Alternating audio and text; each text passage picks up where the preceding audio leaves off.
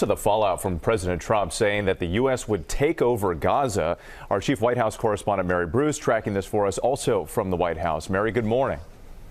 Whit, good morning. Well, after the president declared that the U.S. would take over Gaza and that the Palestinian people would be permanently relocated, the White House this morning is struggling to explain what this plan would look like, how this would actually work. Now, this proposal has sparked international outrage, and now some administration officials are seeming to dial back the president's language. The president said bluntly that it was his intention to remove Palestinians from Gaza permanently. But here at the White House, Press Secretary Caroline Leavitt now says the relocation would be temporary to allow Gaza to rebuild, though the administration estimates that could take 10 to 15 years. And she insisted the U.S. would not be paying for that rebuilding. And while the president initially said he was willing to use the U.S. military if necessary, when I asked Leavitt whether American troops would forcibly remove Palestinians or be fighting on the ground in Gaza, she said the president has not committed to troops in the region. And in fact, just now, the president posting that, quote, no soldiers by the U.S. would be needed, saying stability for the region would reign. Now, the White House was also pressed on the president's decades of criticism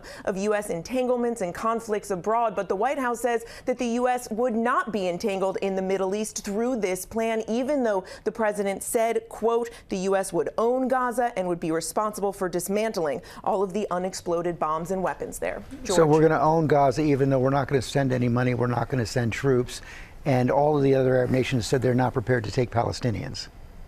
That is exactly where we stand right now. The president is making this sweeping outline, calling for this plan without explaining how he is going to pull this off. They are not committing to putting troops on the ground. They are not committing to spending any money, and they still have not explained by what authority the president would be able to take over this sovereign territory, George. Mary Bruce, thanks very much.